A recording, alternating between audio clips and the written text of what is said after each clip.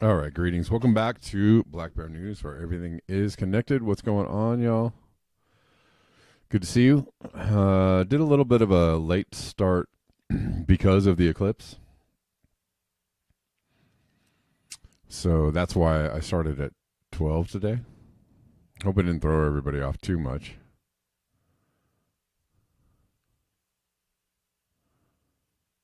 And yeah, so I figured people might be out trying to watch the eclipse. That's why I didn't do it at 11, because I know it was peak time for a lot of people at like 11 or 11:30. So, and we got a bit. We got like 48% coverage here in LA. So we checked it out. We made the view finder, the view box.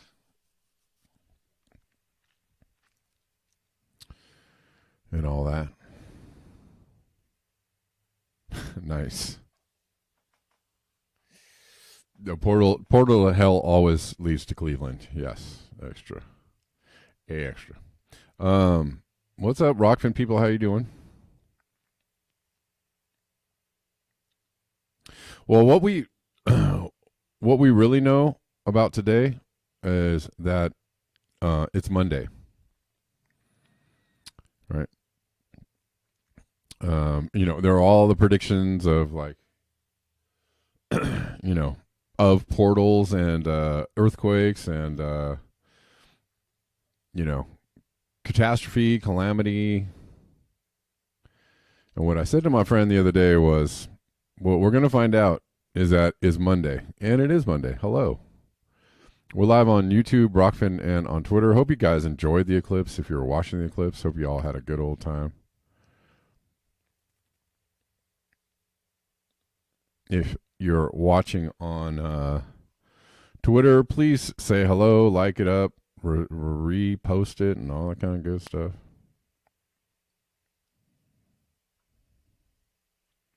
Anyways, let's look at a few things, shall we? A few interesting. We are going to get to, I mean, fake clouds. How many times have we talked about it? Yeah, there was a whole, there was a whole cottage industry almost of people predicting, mass casualties, have 3 weeks of food and water stored up, just, like for an eclipse. It's an eclipse, people. They're going to shoot rockets in the moon, and, I don't know. I mean, people were making it into a big deal. The day isn't over yet, though. The day is not over. So who knows?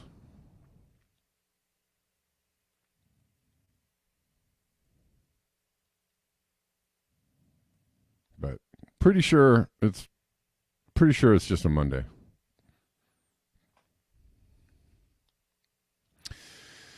All right.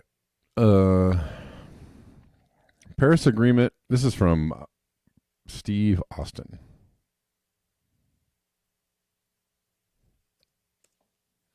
If y'all tuned into my music show last night, thank you for tuning in. I do appreciate y'all. We're going to do it again this next Sunday, so just giving you all a heads up. If anybody missed the show last night, y'all can probably tune into a music show this Sunday. I'll drop links in the next couple days. And try and keep it interesting for you. Paris Agreement was a scam to distract and delay. It worked. And now we face a reckoning. Oh, thanks, Osama. I appreciate it.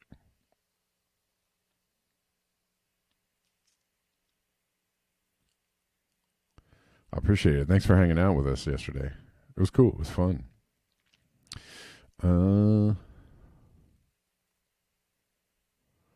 Scientists confirm record highs for 3 most important heat-trapping gases. But what Steve Austin is saying here is correct. Right. No, the Paris Agreement was not. Whoa. It was not a scam to, enslave the masses under the hoax of climate change. It's only left right now? Left channel. Oh, I know why.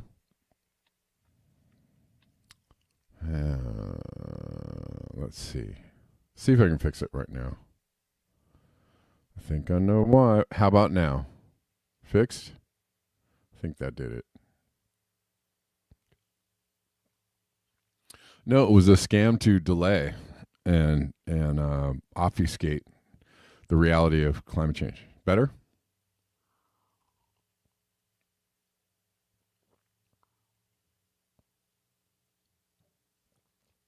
And it totally worked. So let's look at this real quick.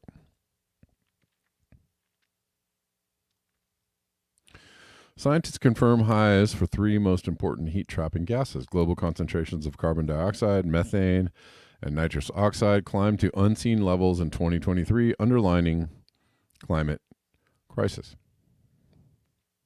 The levels of the three most important heat-trapping gases in the atmosphere reached new record highs again last year. Again, nobody, even the climate denialists aren't refuting this.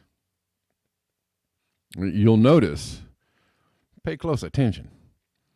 You'll notice that the deniers or the super skeptics or the hoaxers are like, but CO2 is plant food.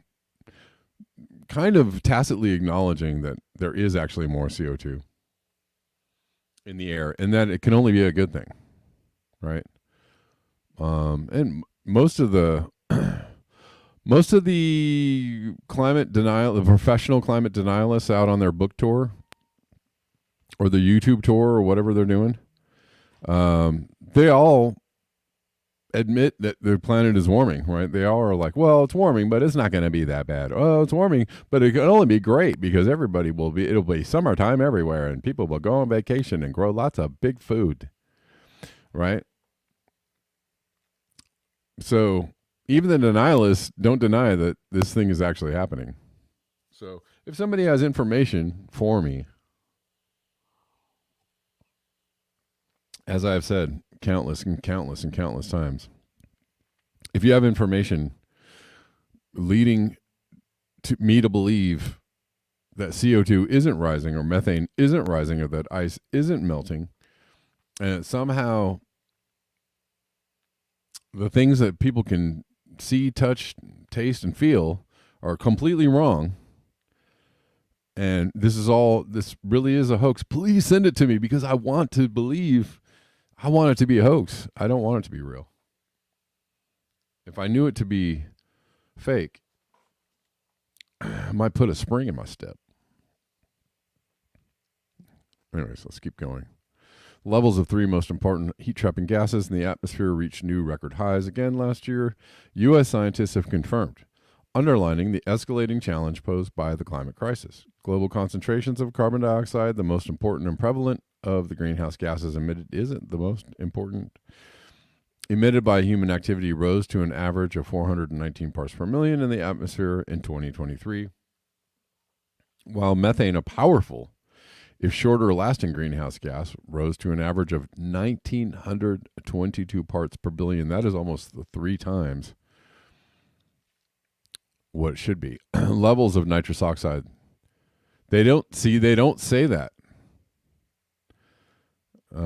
Anyways, maybe they'll delineate that later. Levels of nitrous oxide, the third most significant human-caused warming emission, climbed slightly to 336 parts per billion.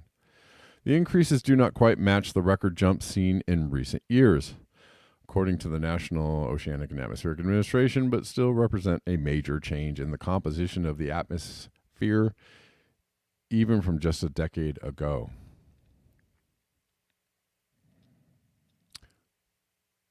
Who put the fear in atmosphere? Through the burning of fossil fuels, animal agriculture, and deforestation, the world's CO2 levels are now more than 50% higher than they were before the era of mass industrialization. Well, that's CO2. Methane, which comes from sources including oil and gas drilling and livestock, has surged even more dramatically in recent years, NOAA said, now has atmospheric concentrations of 160%. Larger than pre-industrial times.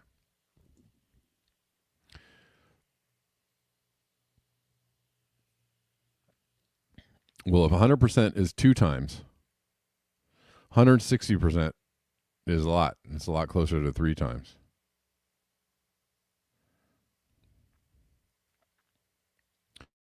NOAA said the onward march of greenhouse gas levels was due to the continued use of fossil fuels as well as the impact of wildfires. So I wish they would tell the truth about that, right?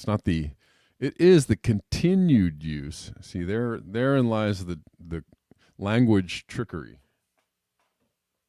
It's not the continued use of fossil fuels that's causing temperatures to rise and everything. I mean, it was a fossil fuel use from years and years ago that have caused us to be where we are now, right? That's truth in science. Truth in science is that we have spewed so much CO2 and other things into the air that they're going to keep, those things are going to keep rising.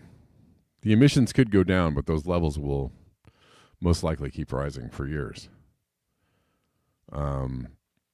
Also, we're getting, methane is coming from many sources, right? Already, there have been tipping points crossed. There have been feedbacks engaged. So the permafrost is already melting, right? That's a big source of CO2 and methane. Oceans have already soaked up a lot of CO2, and that's already causing damage. So we're not going to turn it around by just turning off the tap of the emissions. That's a big fat lie. It's one of the biggest lies. That is another obfuscation, right? In order to keep the engine going. Well, guys, we keep on putting these emissions in the air, and that's bad. And this climate change sure is getting worse. But as soon as we stop, it'll turn around and get better. That's absolutely, they don't want to tell people well, we are way out over the cliff, and there's pretty much nothing to hang on to. Even if we wanted to turn around and grab onto a stick or a rope or something, there's pretty much nothing there to grab onto. So they don't want to tell people that, because that's ultimately very, very depressing. It might actually cause people to get super angry, right? If people knew the truth about it, they might get really, really pissed. And then what? And then how do those mad scientists stay in control? As these numbers show, we will have a lot of work to do to make meaningful progress in reducing the amount of greenhouse gases accumulating in the atmosphere. Well, they've already accumulated, said Vanda Grubisic, director of NOAA's Global Monitoring Laboratory. The increasing presence of greenhouse gases is spurring a rise in global temperature. Last year, the hottest ever measured worldwide, and as well as associated impacts such as floods, droughts, heat waves, and wildfires. It is also pushing the world into a state not seen since prior to human civilization. Carbon dioxide levels today are now comparable to what they were around 4 million years ago, NOAA said, an era when seas were around 75 feet higher than they are today. The average temperature was far hotter, and large forests occupied areas of the now frozen Arctic. This is another part of the science that they keep leaving out, which is also very frustrating. So carbon dioxide is now at levels where the seas were much higher and the temperatures were much hotter. Well, why aren't they hotter or higher than right now? Right? This is the thing where they're like, well, they keep on saying that climate change was going to be a thing back in the 70s, but I don't see it yet. It's because we haven't caught up. The Earth itself has not, the reaction of the planet to these emissions, it takes a little while. It takes some time. There's a lag. It's called a lag. So when there's a lag and it takes some time for them to eventually they're going to catch up, right? Eventually, we are at the levels of CO2. We are at the levels that will cause the seas to be 75 feet higher. And there's really no turning that around. There's no mechanisms in place which are going to turn that around, even though we're going to we're going to talk about some interesting admissions by the powers that be around trying to contain this in a second. But right, the temperatures haven't caught up to the level of CO2 that's there now. The seas have not caught up to the level of CO2 that's there now. It's just a matter of time. And a lot of people are banking on the idea that we're going to suck that CO2 out of the air and bring it all back under control. Maybe. Maybe. I mean, hopefully. I don't know. Who knows? We sure are clever. We sure can do some clever stuff. Are we going to be able to do that stuff? Nobody knows. Because of a lag between CO2 levels and their impact, as well as the hundreds of years that the emissions remain in the atmosphere. Here we go. Because of a lag between CO2 levels and their impact.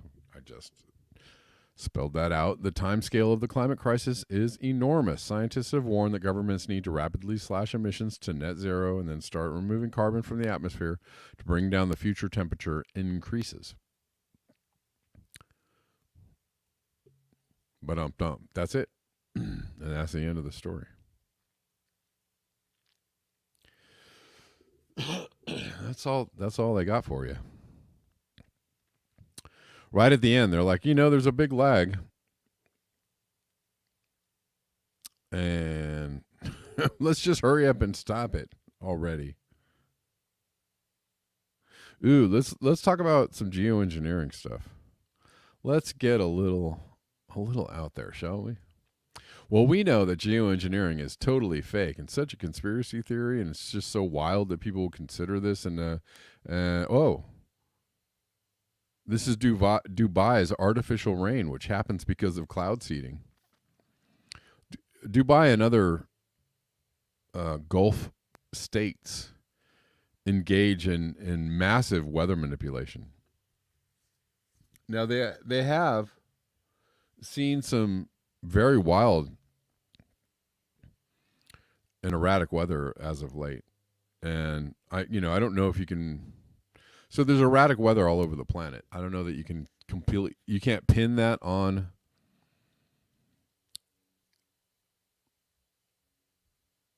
You can pin that on. You can't pin that all on geoengineering, right? Maybe it has something to do with it. But, the fact that we have screwed up the planet and the ecosystem and put the fear in the atmosphere, well, that also plays a part too. Anyways, and we're going to say supposedly, right? Let's say this is supposed, but they do admittedly cloud seed, and they do, they do a lot of cloud seeding to bring themselves some water. This says Dubai cloud seeding today. Excuse me. Maybe. Maybe. It isn't a conspiracy theory, though. I mean, they actually have this in place. Hold on one second.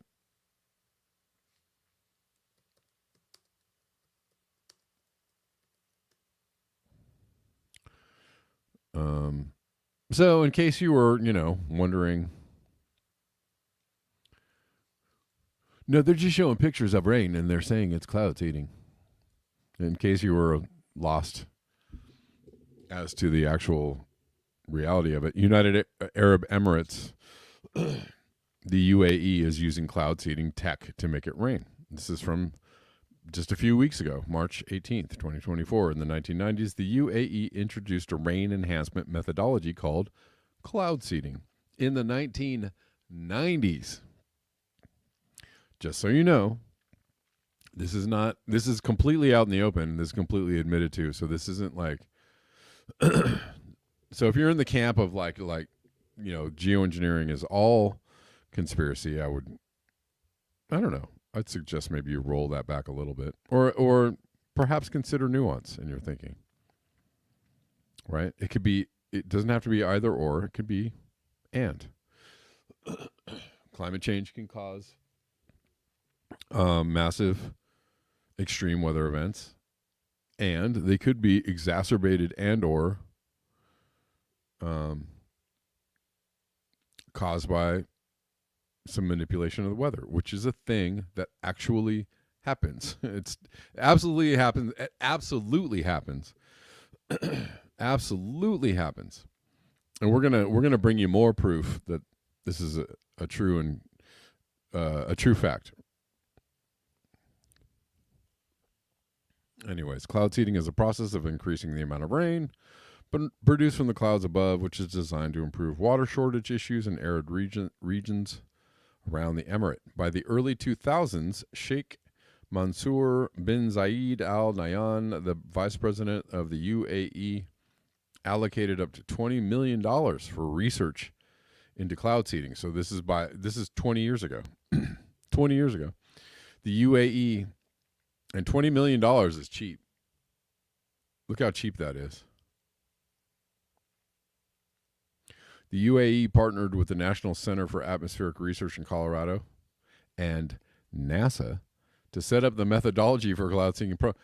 Well, why do you think they hooked up with the Atmospheric Research Center in Colorado and NASA? Why do you think they hooked up with them? Is it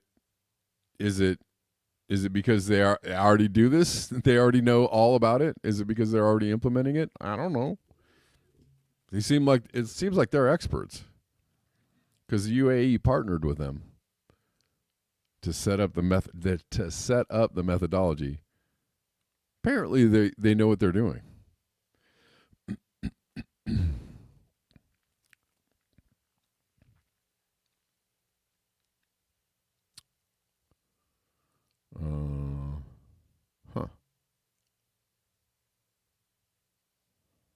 Shay, what?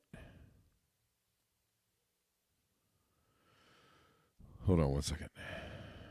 Nope. All right. Let's keep going. Rising global temperatures have added a strain. So here you go. This is the not either or, but and.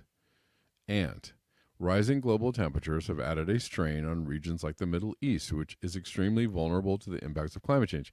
So they were like, the governments all in that region were like, well, we know it's going to get warmer and we're going to have longer droughts and it's going to be harder and harder to get water. Let's get in front of this problem and let's get to cloud seeding, right? Let's figure out what it is we need to do to bring ourselves more water. Doesn't that sound like that's logical, like a logical thing for people to think, for governments to do?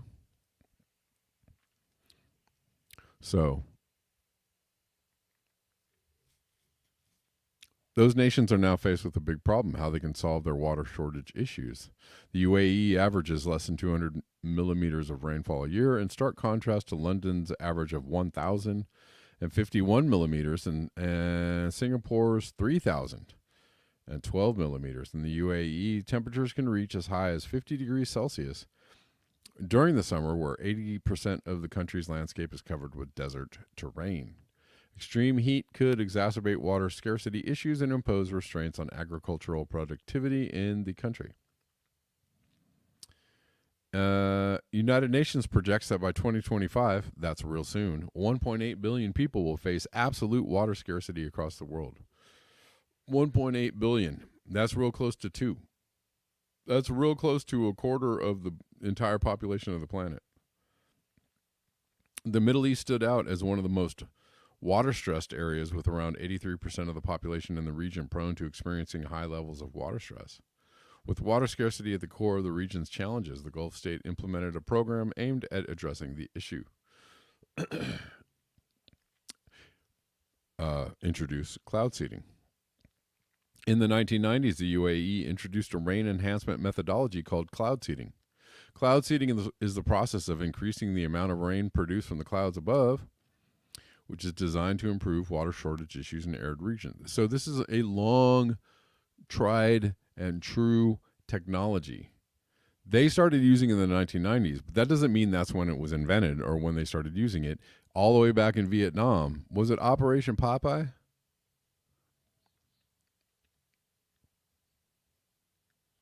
something like that. There was an operation in Vietnam where they seeded the clouds in order to basically flood out and wreak havoc on the people of Vietnam.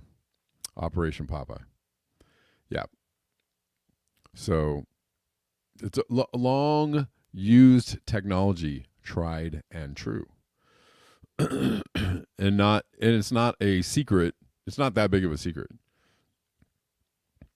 Right? It's not super undercover. Like, they're admitting that they're using it. They're admitting that they're spending money on it. And if you think that, like, the U.S. did it in the past, but we don't do it anymore because that would be irresponsible. Like, if you think that they're not doing it because somehow they got some morality or something, well, I applaud your optimistic outlook. By the early 2000s, Sheikh Mansour bin Zayed Al Nahyan, the vice president. Why did I read this again? Or are they just saying the same thing again? They are. Anyways, I'm going to tell you how it works, but we pretty much know how it works. Skeptics have long argued that governments who have introduced weather modification techniques to their skies are playing God.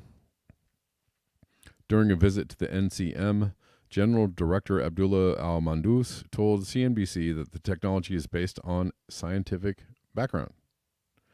Al-Mandous added that Abu Dhabi's program does not use silver iodide, a common crystal-like material used as a seeding agent in other countries. This material has been widely criticized for potential harmful effects on the environment and the public. However, some cloud seeding studies, so there have been a lot of studies on this, right? Actually, back in the 40s and the 50s, the U.S. military had a paper, that they wrote saying that they were intending to control the weather, right? To have absolute control of the weather. That was their intention way back when, and I don't doubt that his intention hasn't changed, right? Anyways, let's keep going. Our specialized NCM says it does not use. Oh, let's go back. The material, the silver iodide, has been widely criticized for potential harmful effects on the environment and the public. However, some cloud seeding studies show there's been no substantial evidence to prove that at current levels it poses any toxic effects. Okay. The NCM said it does not use any harmful chemicals in its operations. Our specialized aircrafts only use natural salts and no harmful chemicals, the organization told CNBC. So listen, they admit that they're doing it. They're telling you what they're doing it with. It's happening. Okay, so let's just, let's firm up our understanding of the fact that these things are actually being done. And sorry to dispel all the, the people that are really against thinking about this or believing in this. Sorry for popping that bubble. Or trying.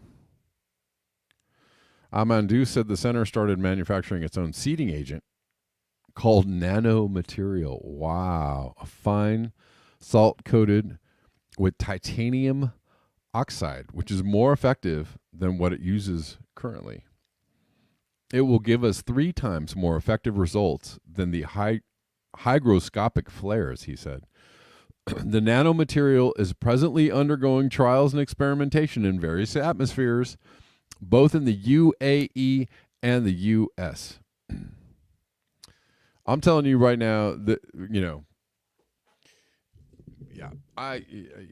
know what I believe. Anyways, they've been doing this for a really long time. They know everything about it. The idea that they're just testing this out is absolute nonsense, absolute ridiculous. Like, anybody that believes that, I'm sorry, it's absolute nonsense if you believe that they're just testing it out. that they're just, you know, we don't know what the effects are going to be, and we have to be careful. No, they've already tested it. They've already been doing it. They are doing it. They are doing it. They're doing it everywhere. So, you know, sorry to say, and you may be surprised to hear this, or maybe not at all, but when you see those crazy contrails in the sky and people are like saying, hey, what the heck is going on up there? They're not nuts. Those people have legitimate questions. Those things don't look right. Those things are way out of place and have been going on for decades, and they are not natural. Sorry to tell you, they are not natural contrails. And you can go do the pretzel logic fruit loop-de-loop revolution in your brain all day long about how they only happen and they form ice crystals and it's cold up there and the water crystal. No, no, absolutely not. They're controlled. They're on purpose. They are intentional. They have been going on forever. If you just open your eyes and watch it for a little while, it becomes blatantly, stupidly clear and obvious. And anybody who's just really insisting on, I don't know, I don't want to believe it, again, I appreciate your optimism or your gullibility, whatever it is, but just spend some time. Just spend some time checking it out. It's not that hard. And once you understand and accept that something weird is going on, then you're better able to, I don't know, think about the implications of it, or think about what it is we could possibly do about it. I don't know. Anyways, all of these programs have been admitted to, right there. These are all long known military programs. It's just not that wild of an idea. It's not that crazy of an idea. So sorry to say, or not sorry to say, it doesn't really matter. I'm not trying to,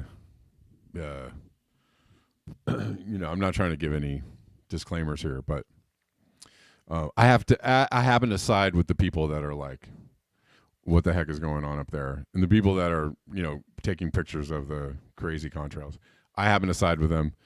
It's absolutely ridiculous. It's absolutely obviously clear and ridiculous what is going on. And, whatever. Let's see. Let's keep going.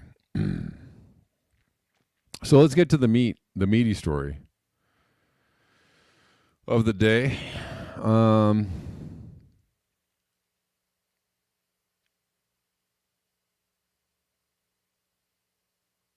Let's get to the meaty story of the day. And this is something that just came out. Let's see. Oh, before we do this, gonna see if I got any messages attached to tips a la Rockfin or Super Chats a la YouTube or coffees. There are various ways you can support the channel. You all know about the ways. There's not 50 ways, but there's 11 ways to support the channel. And so if you want to send me a comment with a friendly Super Ray or Super Chat, PayPal, Venmo, Cash App, coffee,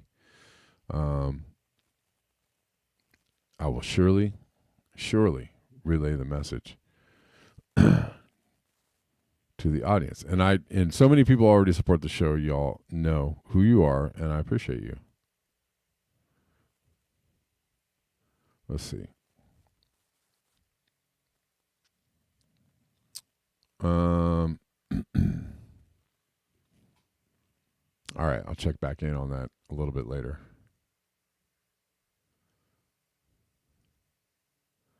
Thanks for the link, Denver.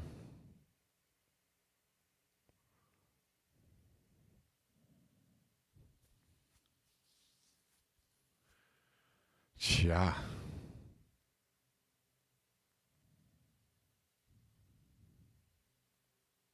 That's interesting. Okay, I'm going to have to look at that after the show.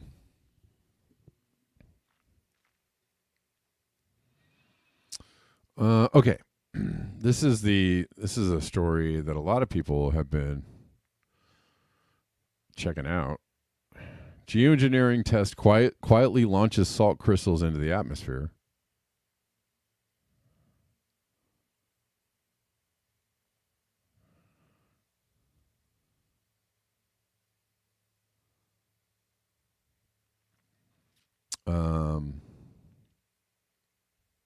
A solar geoengineering experiment in San Francisco could lead to brighter clouds that reflect sunlight. The risks are numerous. The nation's so they're saying our first outdoor test to limit global warming. That is absolute nonsense. I'm sorry. Absolute nonsense. Absolute nonsense.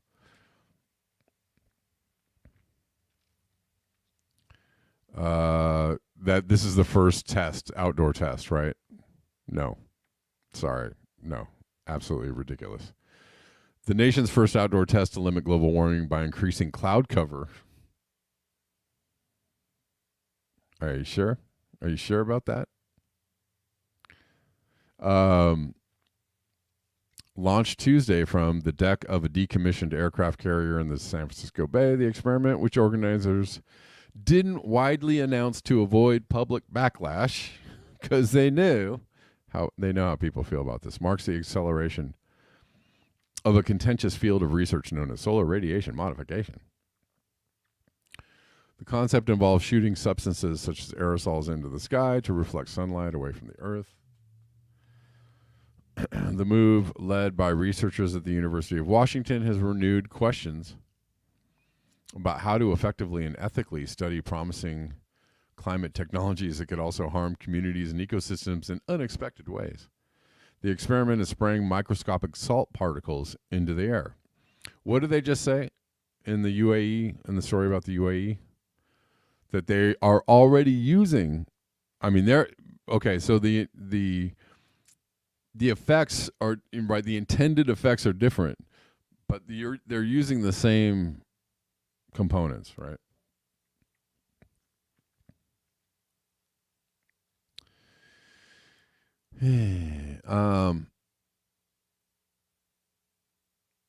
So they admitted that they're using salt particles to create rain. They're using salt particles to make the clouds brighter, but this is the first time ever it's been experimented on, guys. So for the people that have the questions in the chat, okay, so they're using salt particles to make more rain. It's been admitted for years, decades. They've used salt particles or other particles to create rain. But this is the first time they use some particles and try to study how it make more clouds. So you all want to explain that one to me? So come on, give me the big brain science answers. I want to hear it. They've already been using all this stuff up in the sky, but they don't know anything about it. They haven't studied it. Nobody was taking notes and going like, well, maybe it was. Well, it certainly worked on rain, but how, nobody ever thought to go like, well, how does it affect the making of the clouds? How does it affect solar radiation? How does it affect? So they've been doing it for decades, but they never studied the other effects. Does anybody, come on, big brains in the chat. I want you to explain that to me. They don't know. Tell me how they don't know. Tell me that, this is a wild idea. This is a wild idea, but they've been doing this for decades. And I guarantee you, it's not just the Emirates. It's not just the Gulf states.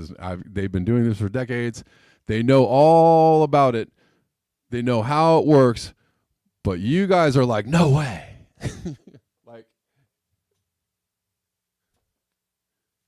It's interesting. I'm interested to know, like, how you could think that they would do this for decades and not know the effects, or not even, I don't know, use the effects for what the effect, for the intended effect, that they wouldn't do that.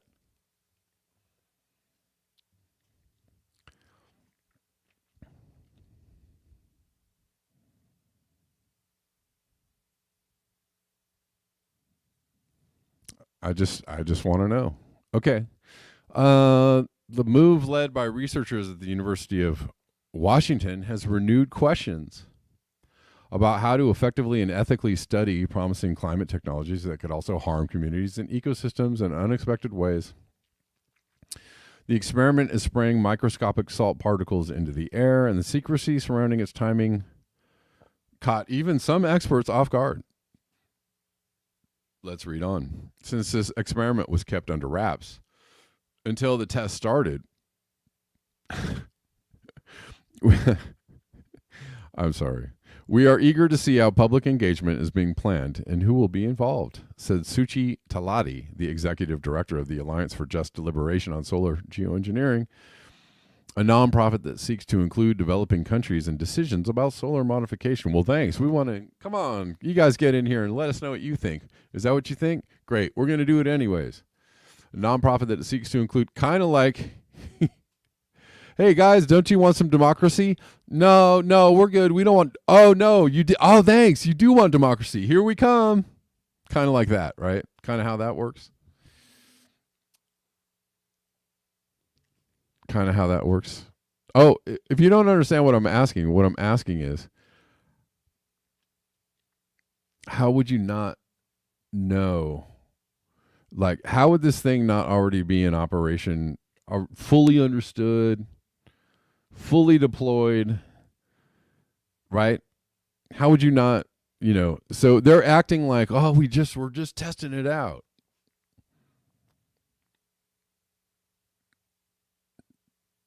I'm just saying, like, you're trying to propose the idea that, like, it's a wild idea that they're not already geoengineering, but they're already, they've been weather modifying for decades and decades and decades. And nobody in that whole time didn't ever stop to go like, hey, I wonder if this could block the sun. There's a NASA website that says they know that the contrails cause long-lasting cirrus clouds, like long-lasting clouds that last in the sky for a long time. Nobody ever thought to manipulate that. Nobody ever once you're telling me that the military-industrial complex, the people that are, just the good guys, right? The people that are the good guys never thought to go like, well, maybe we can do something with this. I'm just saying. That's what I want you to explain to me, how it is that they just missed this part, or, they really aren't that interested in it, or they really just had the moral and the ethical wherewithal to be like, no. Anyways, that's what I'm asking.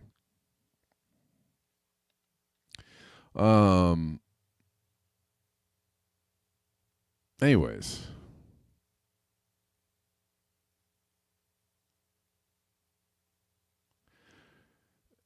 Suchi Talati, the executive director of the Alliance for Just Deliberation on Solar Geoengineering, a nonprofit that seeks to include developing countries in decisions about solar modification, also known as geoengineering. She is not involved in the experiment, only learned about it after being contacted by a reporter. Hey, I got a tip.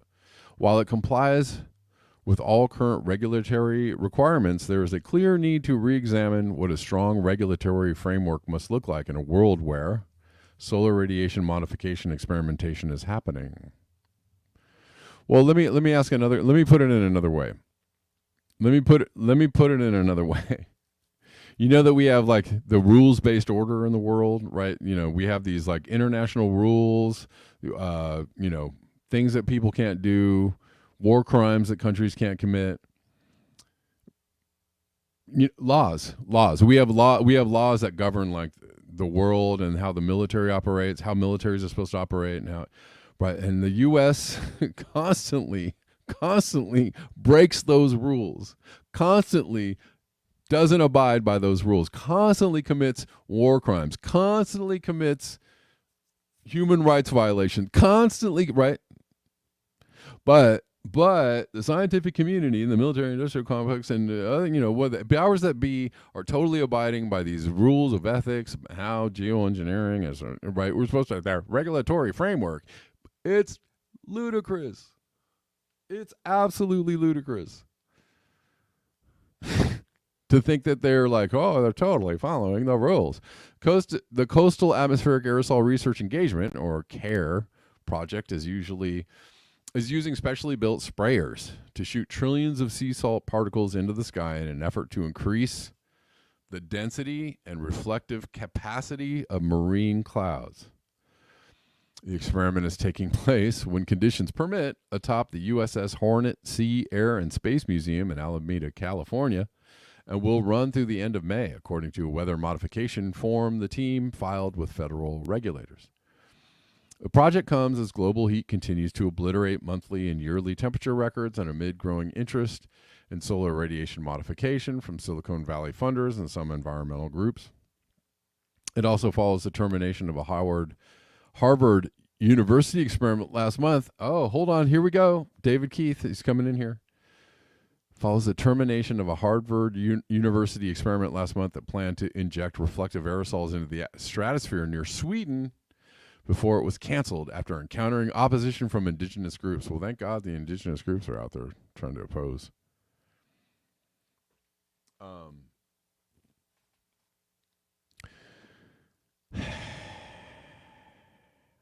So, anyway, yeah.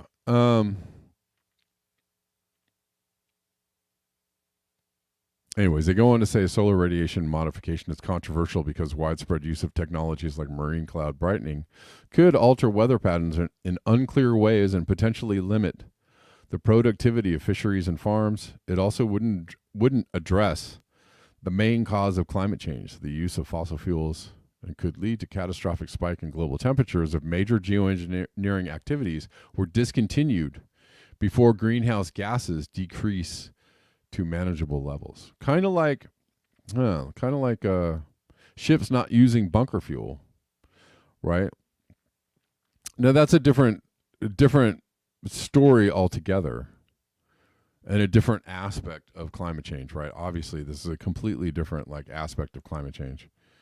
The lowering the sulfur output, or the use of this highly particulate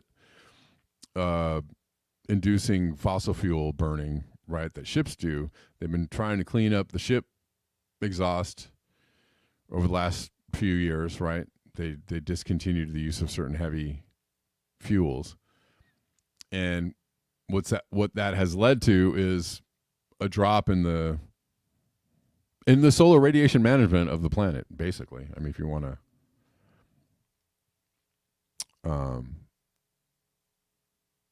to put it in a different way.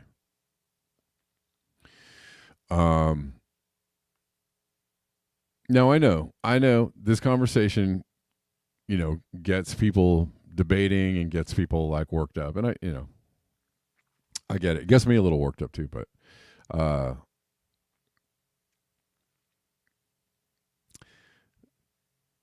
I mean, what if, consider this, let's consider this. What if they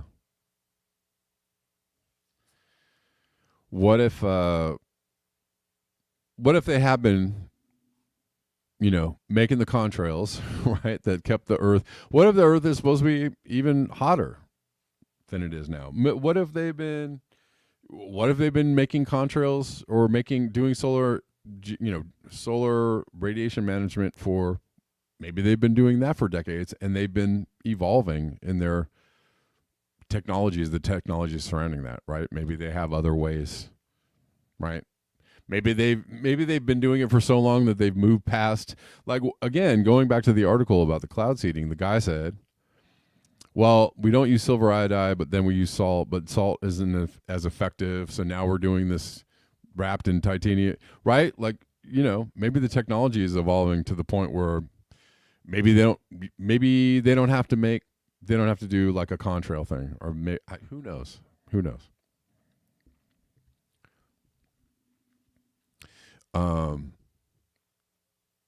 You're not worked up? Okay, that's good. Glad to hear it. Yeah, I just, it's one of those things that's so um it's one of those things that's been kind of so, and I know you all want to just say it's the contrails. But people have been, asking questions about it for a long time. People have been noticing it happening for a long time. People have been asking questions about it for a long time. And, I am just a person who believes those questions are legitimate. That is all. You know where I stand with it. Let's see.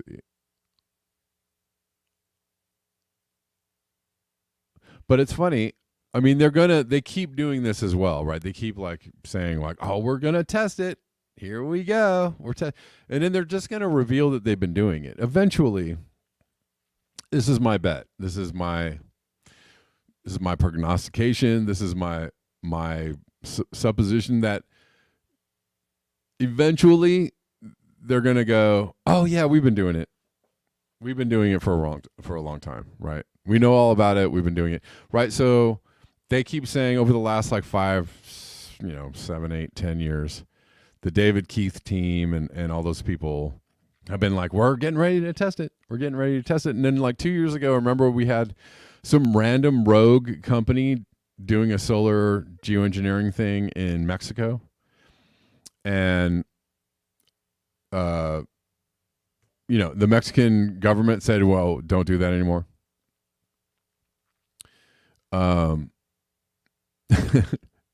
So and now they're saying, well, we did some testing, but we didn't want to let anybody know because we know how controversial it is. I don't know. I just feel like the progression of the admission, right, the revelation of the method will be that, a few years down the road, they're going to be like, oh yeah, we've been totally testing this.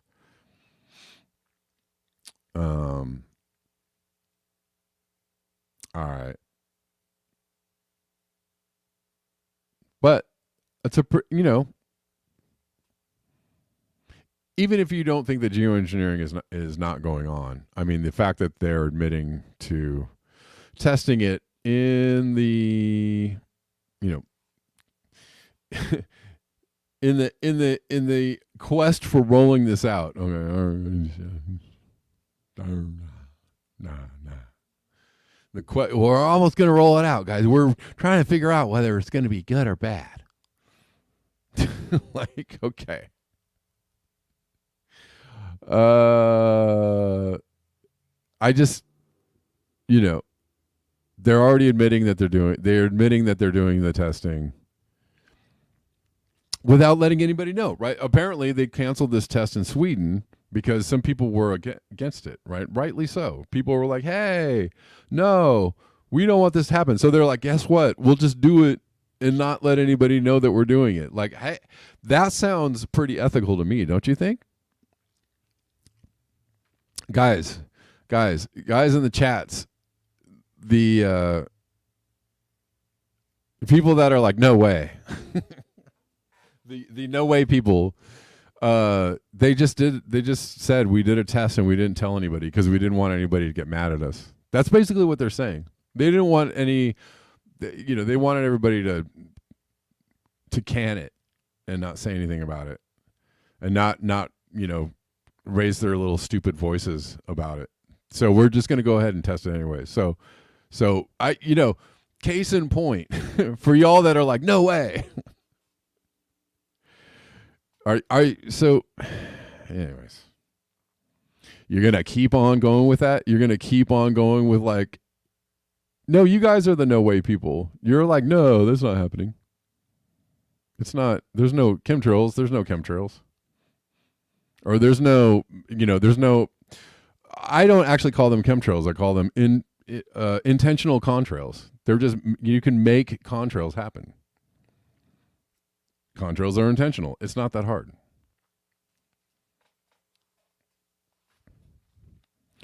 Anyways. I'm saying the no way people are the people that are like, no way. They're not chemtrails. They're not they're not making that happen.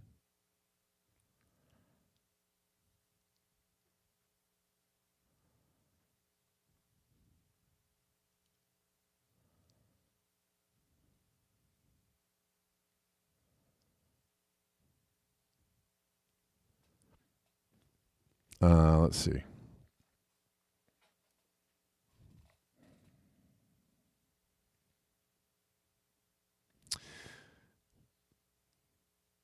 Yeah, case in point.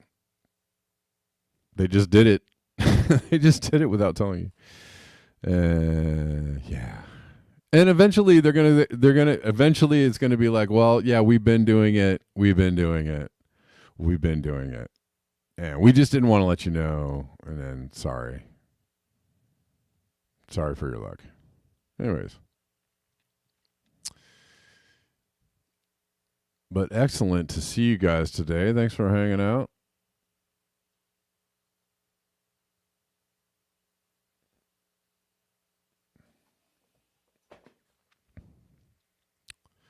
Let's see. Just looking at some of the chats. It is named CARE because they care so much. Exactly. Don't you love those acronyms? CARE.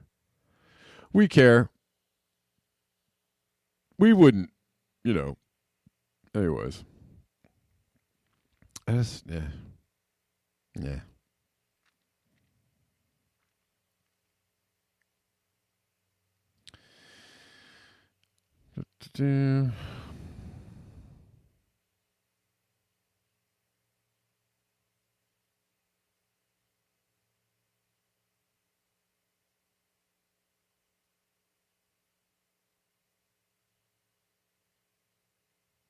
I'm just looking at some of the comments on Rockfin. That's all. You guys good?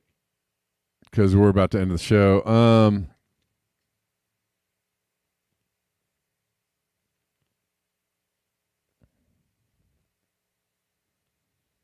But I'll be back tomorrow at the regular time of 11. I just had a special eclipse time today.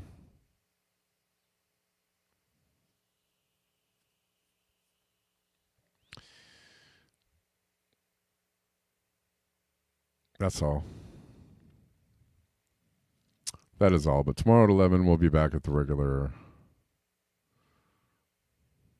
time.